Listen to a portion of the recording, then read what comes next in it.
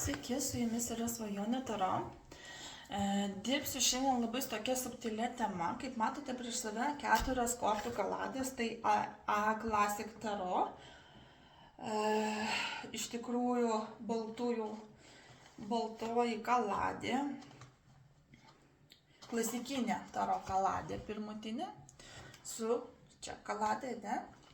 Autorius AE, konkrečiai neparašyta. Artūras Edward pagamino šitą kaladę. Dirbsiu su šitą kaladę, tada bus šiandieną dar dirbsiu su Taro Delanoit, Alexander V. Bach kortos, su tokia kortų kaladė labai mistinės kortas ėmiau, arba žiūrėjau tokias, kurios jau imtų tos normalesnės situacijas, ne? Tada The Light Seeker Taro, šviesos ieškotojo kaladė. Kas pagamino, autorius parodytas. Ne. Per daug gamintas tikriausiai, kad autorius nenurodė. Norėtųsi pasižiūrėti, kas pagamino, bet dėja nėra autorio. Tiesiog gal gaminta, kaip sakoma, dublikantai pagaminti ir nenurodytas autoris, bet tai nereiškia, kad jos neveikia, jos veikiausiai veikia. Ir Taro Felema Taro, kortų kaladė, va tokia va.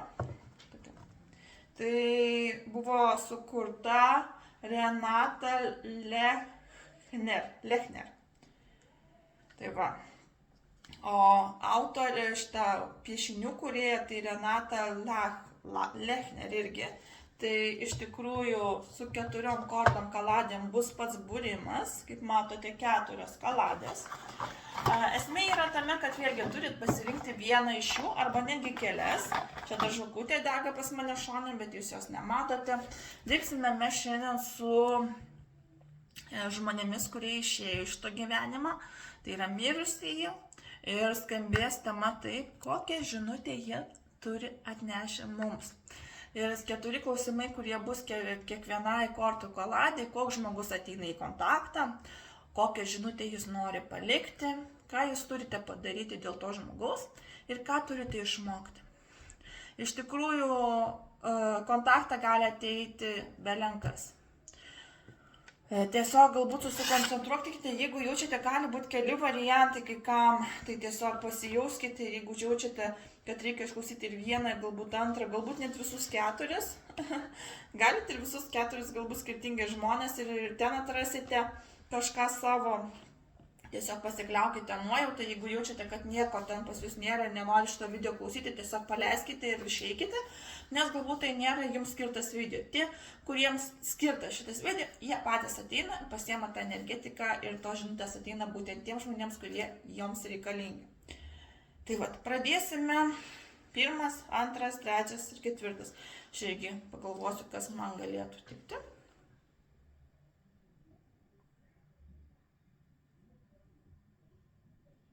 Ant 2 variantai. Gerai, tai pradėsime nuo 1 varianto.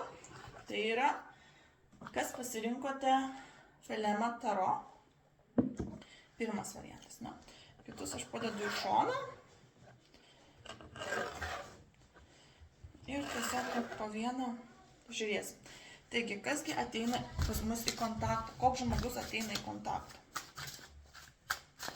Arba su kokiu, žinot, pasakysi, būna tai ne žmogus, o būna negi apibūdina patį žmogų. Koks tas žmogus būna. Galbūt nenurodys ten vyras, moteris. Gerai, koks žmogus ateina į kontaktą iš mirusiųjų, kurie mums buvo svarbus. Jie tiesiog nori su mumis susisiekti. Kas tai nori? Moteris, galbūt čia bus, moteris įstrigusi buvo. Moteris pati nežinojo, gali būti netgi nužudyta, prievarta išėjęs žmogus.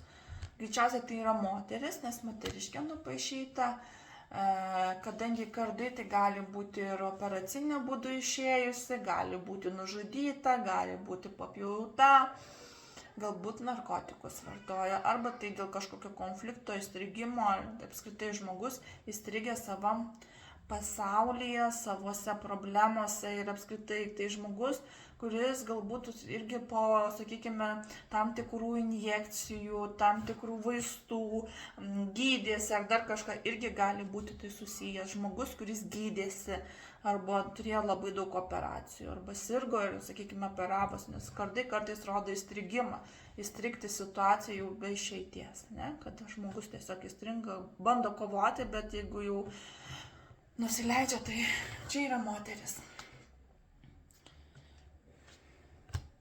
Dar akla gali būti, netgi žmogus, nes čia akis uždarytas.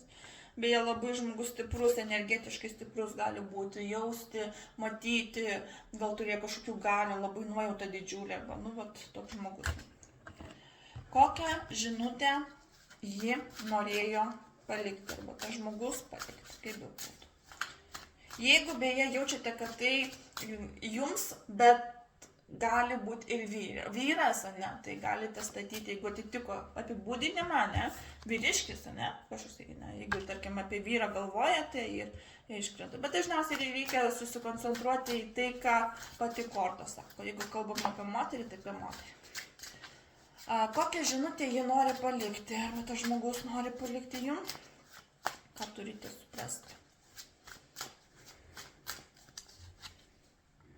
Ketvirtukas taurių, kad truputėlį, pasakysiu, jūs atsidarėte rutinoje, esate pasimetę jausmuose, kad negyvenote taip, kaip turėtumėte gyvenimą. Galbūt žmogus mato, kad jūs labai kenčiate, užsidaręs namie rutinoje, darbas, namai, gyvenimas, iššūkiai. Pati korta parodo kartais nuobodulį, pavargimą, įsekimą. Žmogus nori pasakyti, kad jūs turite išeiti iš to užburto labirinto rato, nusivylimo, nuobodulio. Galbūt įsiskyrėte su kažkuo, galbūt kažko netekote, arba yra tiesiog nuobodu darbe, nuobodu santykiuose, apskritai jau pats gyvenimas toks jau nuobodus, niūrus, va kaip dabar už lango, ne? Nesau, kada klausotės, bet, ir šiuo atveju parodo tokį liūdėsi, apatiją, nenorą kažko daryti. Pati korta sako, žinote, galbūt pajudėk į priekį. Padaryk kažką, pakeis savo gyvenime kažką.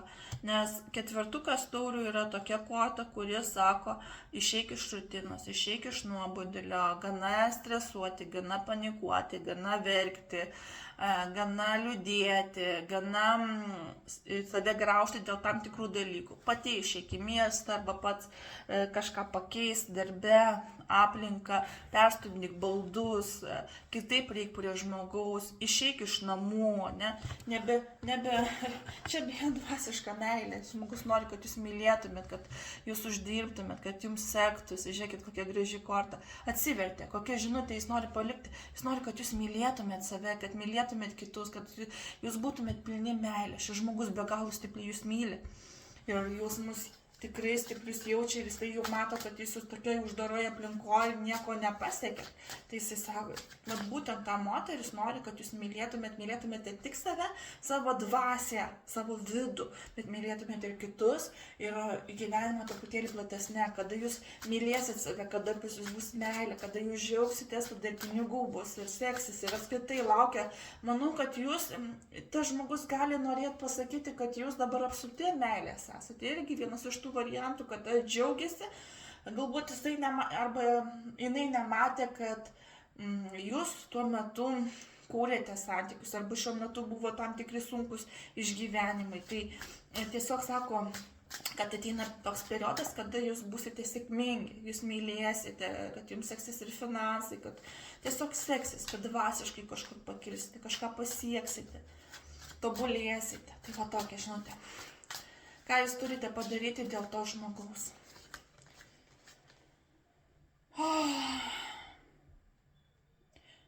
Čia, žinot, pasakysiu, kažką laimėti, kažką pasiekti. Yra taip, kad kažkaip, tai pasakysiu, čia kažkas turi nusivylti, kažkas turi laimėti. Iš esmės galbūt yra taip, kad kažkurioje situacijoje jūs turite kažką pasiekti ir padaryti. Nemalonų dalyką kitam žmogui. Kitas žmogus gali nusivilti jumis, nebūti patenkintas. Čia, žinot, pasakysiu, kažkas laimi, kažkas pralaimi, visą laiką liūdna. Kitu atžvilgiu, galbūt jūs atsidūrėte toje nevilty. Žinot, pasakysiu, kaip pavyzdį dažnai sakau, su darbu sulyginu. Kai yra tai, kad jūs, pavyzdžiui, darote vieną projektą su tam tikru žmogumi, ir abu darote ir abu pristatote projektą, bet vienas pasiema nuopelnus, apdovanojimą, pinigus ir išeina, o kitam net neduoda už tą patį darbą, kuris irgi įdėjo, ne? Ir sakoma, nusivylimas, jaučiasi apgautas, išduotas. Taip pat žinutė gali būti taip, kad, tarkim, kadangi tai yra labiau mirę žmonės, tai jie mato abstrakčiai, kad galbūt jūs buvote išduotas šeimos narių, apgautas, galbūt su kažkuo tenka pyktis, konfliktuoti. Yra ne taip, kaip jie, turite kažką padaryti, kažką pakeisti iš to situaciją, galbūt atleisti, galbūt susitaikyti. Ir, žinot, pasakysiu, nors esate nusivylę, arba kažkas yra šeimoje nusivylę, galbūt pačią situaciją esate nusivylę, ten namus pasiėmė, nebendrauja, nenori kontaktuoti, negražiai apie jūs kalba, ar apskritai jūs apie tos žmonės negražiai kalbate. Tai va šitą turite taisyti, nes žmogus nori, kad išeitumėt iš būtent tokios situacijos. Labiau taip pasakysiu.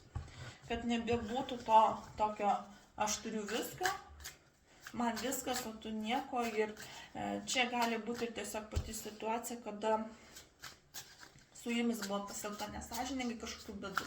Nebūtinai tai su daiktais ar su turtu susiję. Gali būti su pačiu bendravimu, kada buvo gražus bendravimas, tam tikras giminių susibūrimas, susitėjimas, o po kurio laiko jūs buvote kaip išstumtas iš tos giminės, nebereikalingas, nes tas žmogus išėjo iš jūsų gyvenimo ir jūs patapote kitiem našta, sunkumo, ne kažkokiu. Tai gali būti ir ta. Ką turite išmokti? Spėju atleisti. Taip. Aš visiškai teisi ir nuojauta visiškai negauna, 2 taurių. Tai mylėti, apgauti, palaikyti harmoniją, jausmus, dvasinę meilę.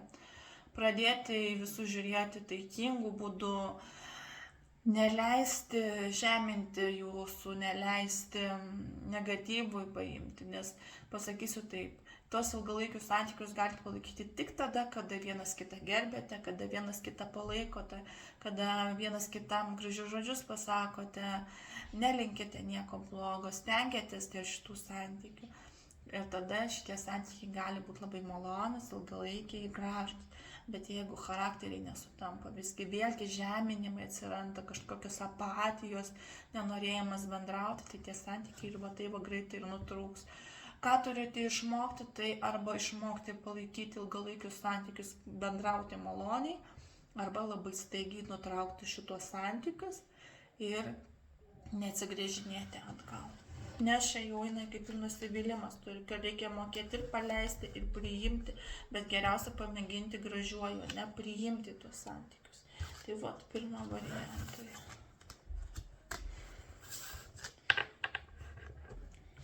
Tokia žinutė. Antras variantas. Šviesos ieškotojo kortos. Koks žmogus ateina į kontaktą. Koks žmogus ateina į kontaktą. 9 kardų. Čia irgi moteris arba mergina.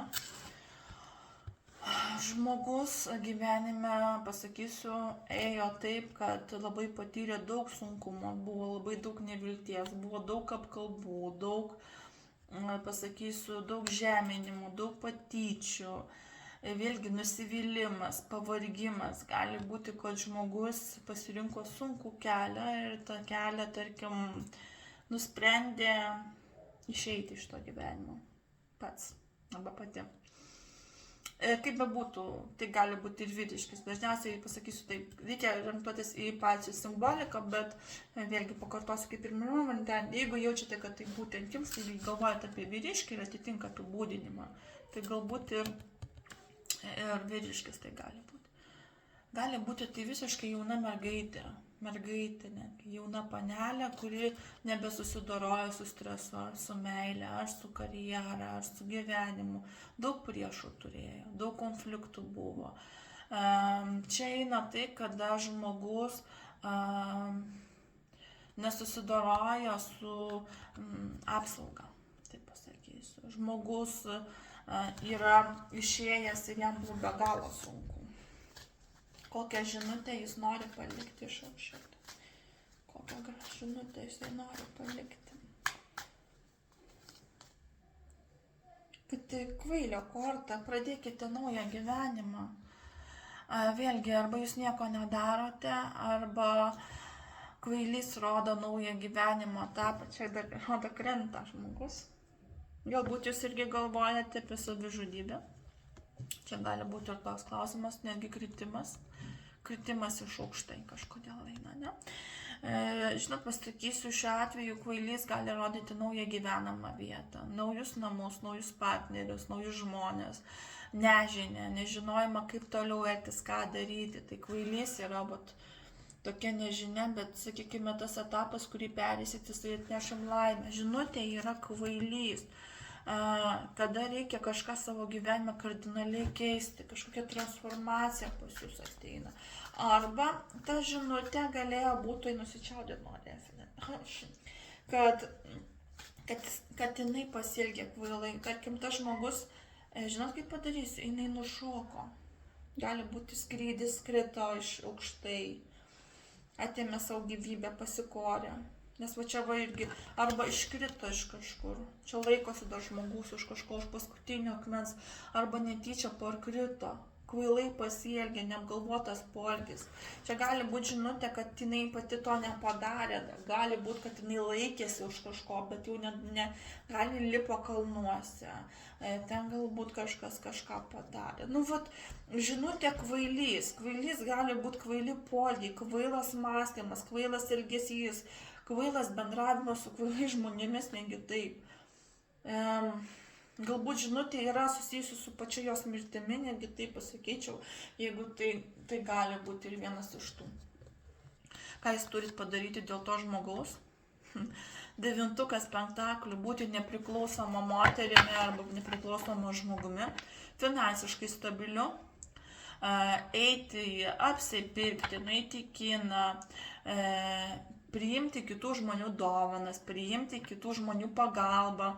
Šiaip tai parodo finansinį saugumą, kada jūs mėgaujatės gyvenimu, džiaugtis gyvenimu, nueiti kavos, nueiti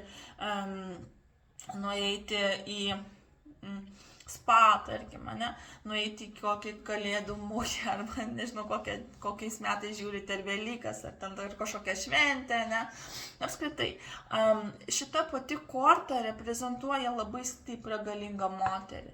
Ir jinai, ką jūs dėl jos turite padaryti, tai pradėti mylėti save, gerbti save, atsistoti ant kojų, pradėti eiti kažką daryti. Nes pati korta parodo, kad tas etapas, jinai nori, kad jūs mėgautumėtės gyvenimą, kad jūs džiaugtumėtės ir nedarytumėt kvailų sprendimų. Galbūt jūs turite gyvenime kažką pradėti nuo nulio, kad pradėtumėte elgti, nes finansiškai jūs esate labai stiprus žmogus ir tikrai galite kažką pakeisti, padaryti. Taip, ką turite išmokti dėl šito žmogaus? Ką turite išmokti dėl šito žmogaus?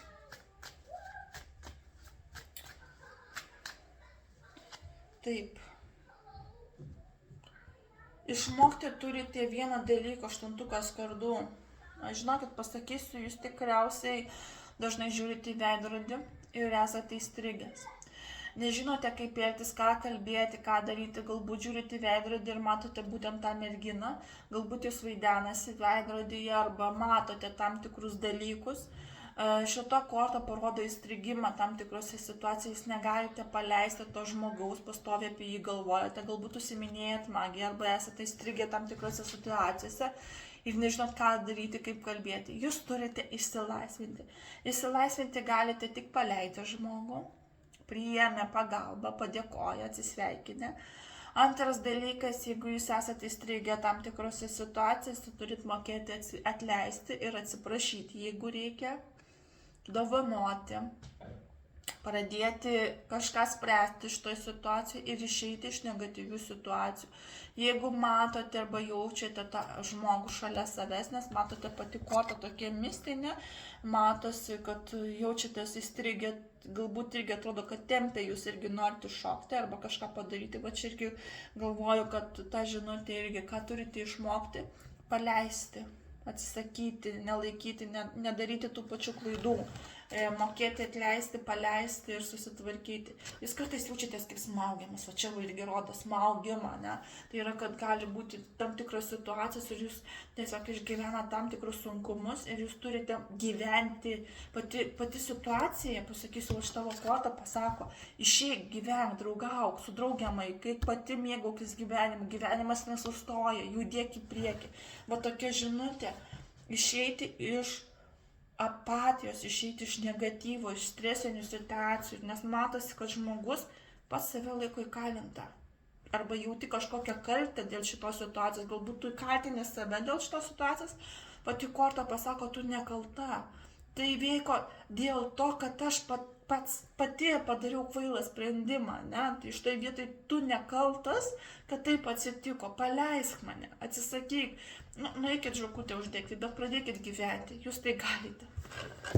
Nes, čia šitokia stiproka žinutė, būtent antrukam, tai tiesiog paleiskite tą žmogų, nes atėjo tam laikas. Nes jūs įstrigę darote problemas ir klaidas ir galbūt kaltinat save dėl šitos situacijos arba einate tuo pačiu keliu, nes galvojate, kad jums tai lemta. Ne, jums nelemta. Žmogus nenori, kad jūs eitumėte tuo pačiu keliu. Atvirkščiai sako, išeik iš to kelio. Nedaryk tų pačių klaidų. Gerai. Taip. Trečias taro dėl nuit. Ne, kortų kaladė. Čia irgi bus moteris, nes dažniausiai, bet vėlgi pasakysiu, šitoj kaladėje nėra vyriškių.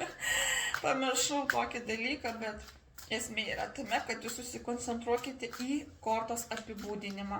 Kokia situacija, kaip aš tą žmogų apibūdinu. Tai gali būti ir vyras, ir moteris. Tiesiog susikoncentruotim į charakteristiką žmogaus, jeigu pajutote, kad tai kalbam apie tą žmogų. Tai bus tas žmogus. Nes čia vien moteris, iš pamiršau, kad čia vien mistinės tokios moteriškės. Kažkaip ten buvo dvi moteris ir čia moteris bus, tai buvo. Nebent per kažkokį babank čia vyras atsiverstų, bet dėl viso ko, sakau, merginos kažkaip eina, jaunas. Koks žmogus ateina į kontaktą? O žiūrėkit, vyriškis, imperatorius. Staigmena, sakau, vabank. Imperatorius, labai stiprus žmogus, kaip bebūtų, labai stiprus, galingas žmogus. Tai yra tėvas, tai yra senelis, tai yra dėdė, tai yra sūnus, tai yra žmogus, kuris kovojo. Kaip bebūtų, jeigu tai moteris ir jūs galvojate apie moterį kažkokiu būdu, bet kokį bebūtų, tai žmogus karys, žmogus kovotojas, žmogus, su kuris visą laiką pasirūpins, apgins, saugos, globos, norės kažką daryti, stengtis. Ir, sakykime, toks žmogus buvo nepalaužiamas žmogus. Ir greičiausiai tai yra vyriškis, nors moteriškos kortos, sakau, atėjo vyras. Vabank buvo. Tai va, kokią žinutę jis nori palikti.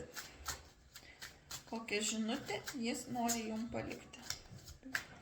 Šitas kovotojas. Aštuntukas taurių. Aštuntukas taurių tai susijęs su jausmais. Žinot, pasakysiu liktai, kad jausmuose kažkas keičiasi.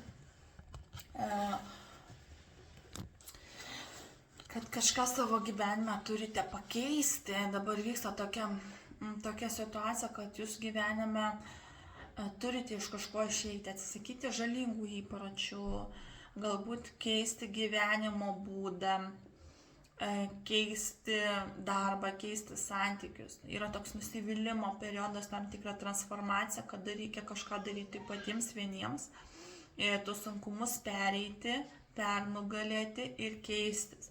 Vieni eina dvasingu keliu ir kažką save keičia, transformuoja kardinaliai. Pati korta irgi labai mistinė, kad čia dar net atsigrėžia atgal. Aš sakyčiau, kad reikėtų eiti į priekį ir neatsigręžti. Čia žmogus atsigrėžia.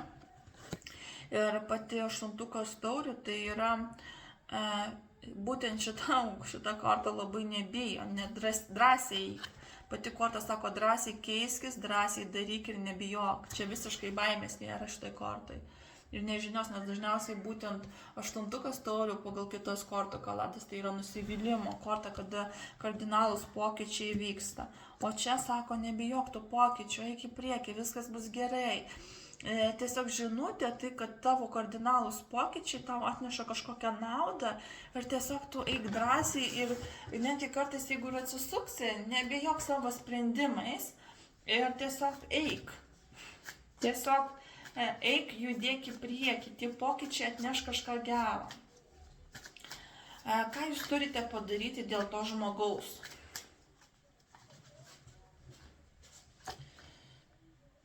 Karalius lazdų. Čia su vyriškiu kažkas yra susiję. Lazdų karalius energinga korta, tai yra susijęs su vyriškiu, linkęs keliauti, linkęs išeiti, kažkur linkęs bendrauti. Žmogus, jeigu pinigų nėra, jis dvigubai daugiau dirba, jeigu turi pinigus, jis keliauja, linksminasi, gerai laiką leidžia, flirtuoja, taip toliau. Galbūt pati žinutė, ką turite padaryti dėl šito žmogus, arba tą patį žmogų aplankyti kapuose, tai tiesiai nešiotas žmogus, arba čia dar papildomą kortą, nes čia neaišku kokia žinutė, nes čia tiesiog vyriškis. Kitų atžvilgių gali tai būti, kad jūs turit patys išeiti kažkur pakeliauti, kažkur išeiti, kažką nuveikti, energingesni, fleksibilesni pabūti. Septintukas kardų. Žinokit, išsilaisvinti, pabėgti. Bėgti iš įkalinimų, bėgti iš, sakykime, jausti laisvę. Žiūrėkit, bėgate.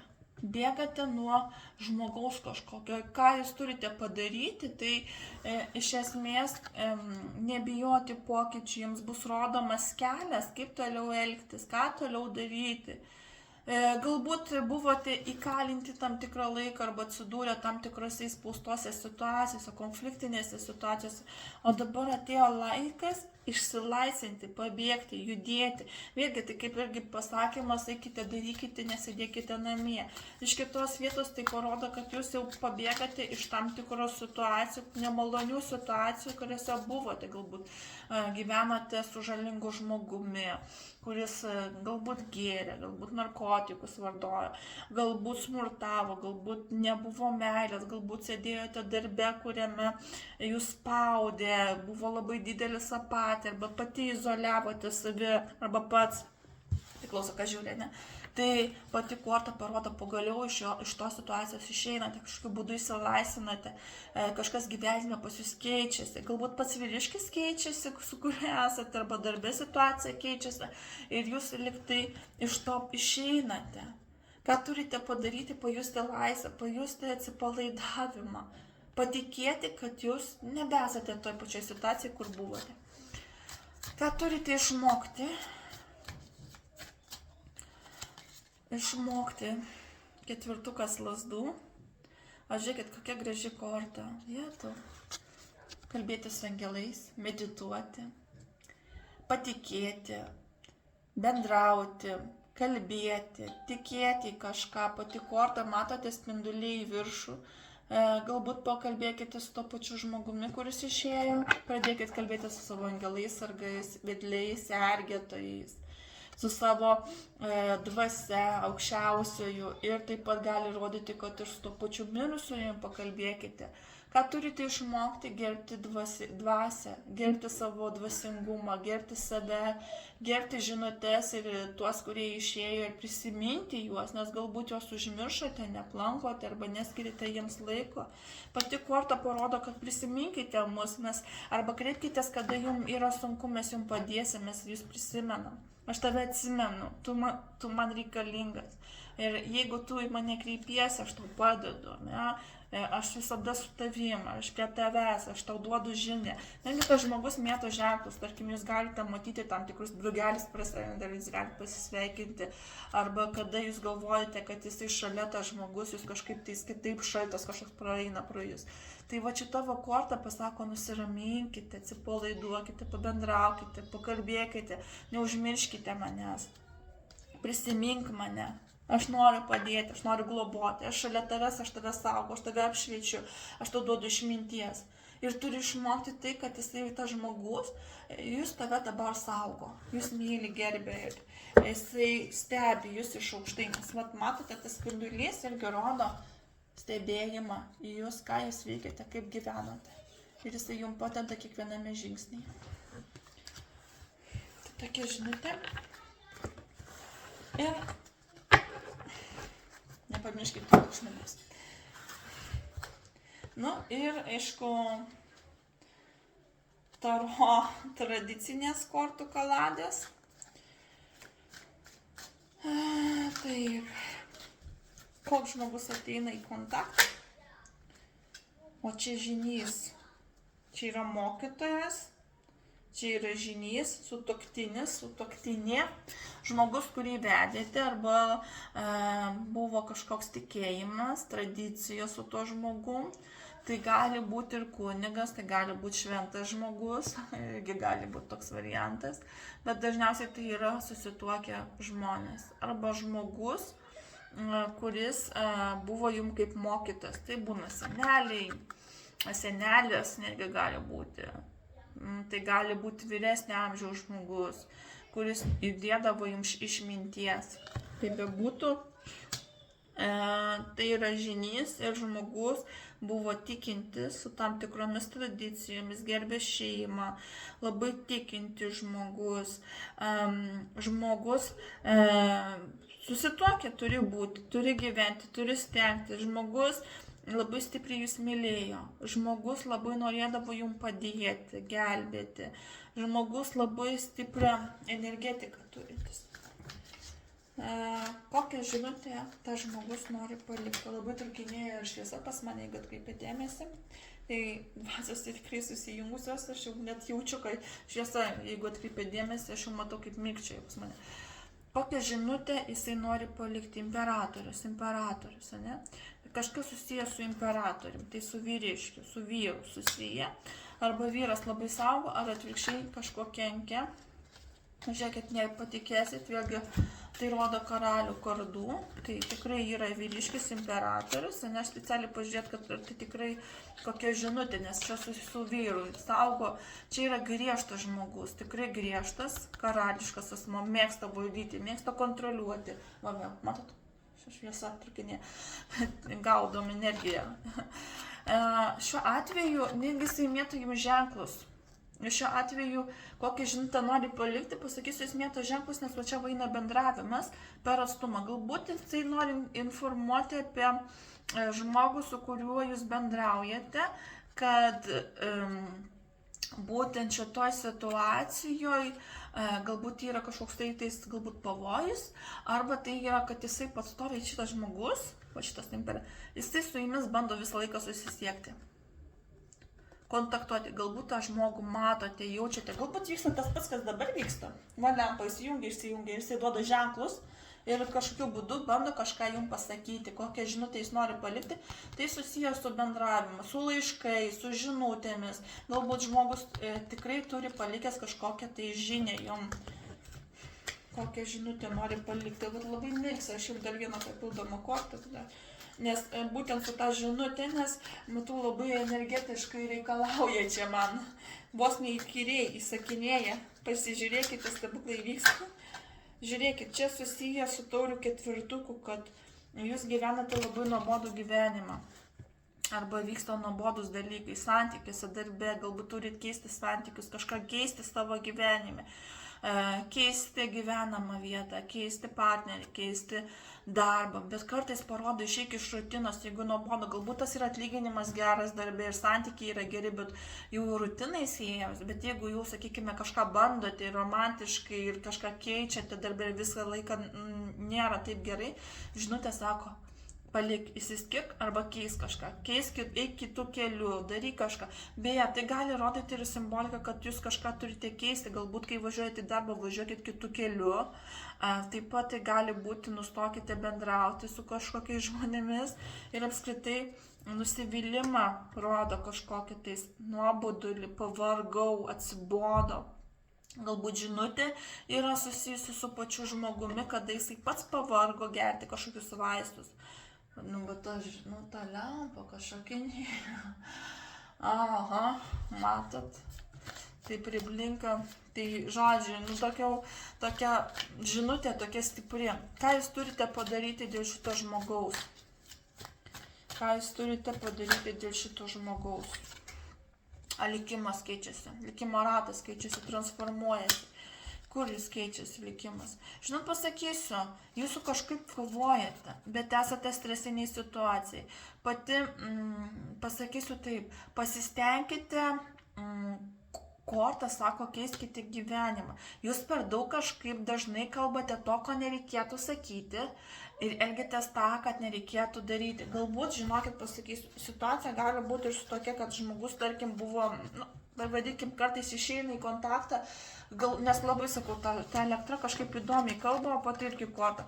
Galbūt jūs bandote ieškoti kaltininko dėl šito žmogaus mirties. Tai va šitavo kortą pasako, čia yra likimas. Neieškokite priežasčių, dėl ko aš išėjau. Nes čia galite prie kažko prikipti, kažką padaryti, su kažko pabendrauti ir po to būti stresiniai situacijai, gali nelaimė įvykti. Kitu atžvilgiu kažką padarė, irgi neapgalvoja, pasielgė ir jį galite nukentėti. Stresinė situacija. Čia yra likimo, čia nebuvo pakeisti, jūs nebūtumėte nieko pakeitę. Ir ką turite padaryti dėl šito žmogaus, turite nustoti bendrauti su tokiais žmonėmis ir nelysti ten, kur nereikia ir nesielgti neapgalvotai. Čia buvo likimo viskas. Ir taip turėjo įvykti. Pats likimas padarė taip, kad šitas žmogus išeitų. Ar jisai nuosavą mirtį mirė, ar jisai buvo kažkokiu būdu, pavadinkim, nužudytas. Jūs turite jį paleisti ir neieškoti kaltininko, nes gali būti blogai. Turite paleisti tą situaciją. Beje, žmogus gali bandyti įti kontaktą, čia vyriškis, čia gali būti ir jaunas vaikinas, kuris eina. Gali būti čia susiję, kad jisai bendravo su netinkamai žmonėmis per internetą, žinutės kažkokios gavo, nusibodo meilė, nusibodo jausmai. Gali būti ir taip, kad čia nebuvo savižudybė, irgi nepasakysiu, bet ir čia gali būti ir gali būti ir toks variantas, ir gali savo mirti, ir gali būti nužudytas. Nes va čia vaina imperatorius, vyriškis, tai tėvas. Gali būti tai dėl tėvo kaltės. Irgi žinutė. Kokia žinutė? Galbūt tai yra vyriškis, žiūrėkit, šviesa jau ilgiau dega. Galbūt einu prie to tikslo žmogų išgirsti. Galbūt atsakingas yra to žmogaus. Kažkodėl nori sakyti, čia kalba jaunas vaikinas arba netgi vaikas. Jaunas, paauglys gali būti.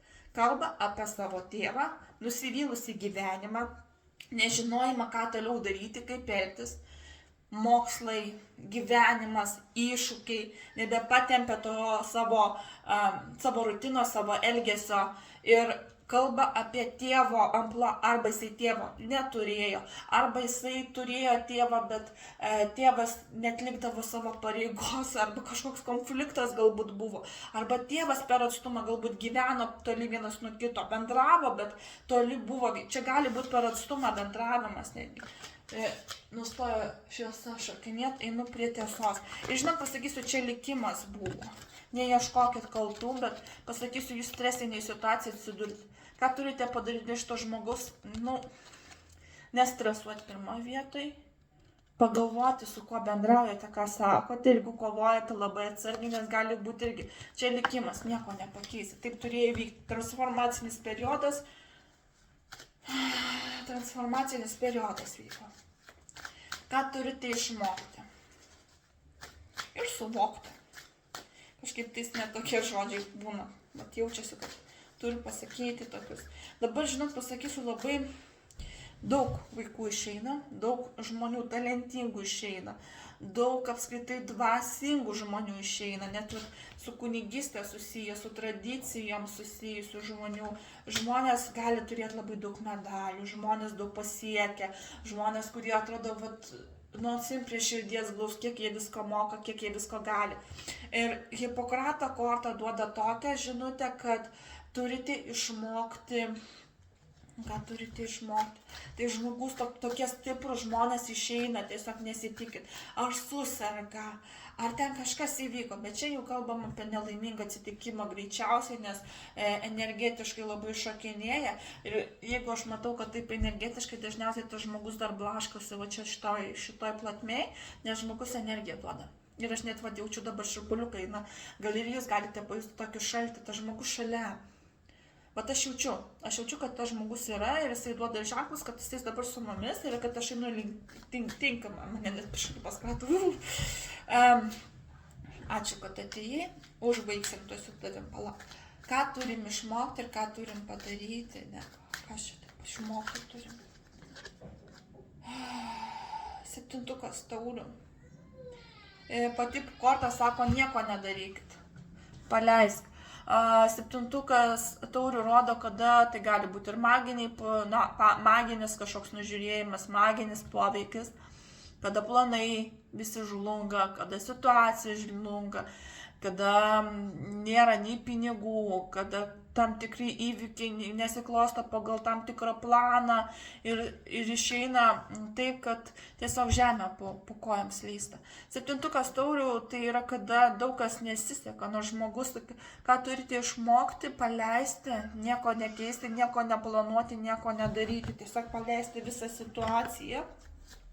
Gali būti, kad tai turėjo, žinot, pasakysiu taip, mes visi galvojam, kad tam tikri dalykai kartais žmogus atsakingas, kartais žmogus, pasakysim taip, į žmogų gali įsieiti tam tikros būtybės.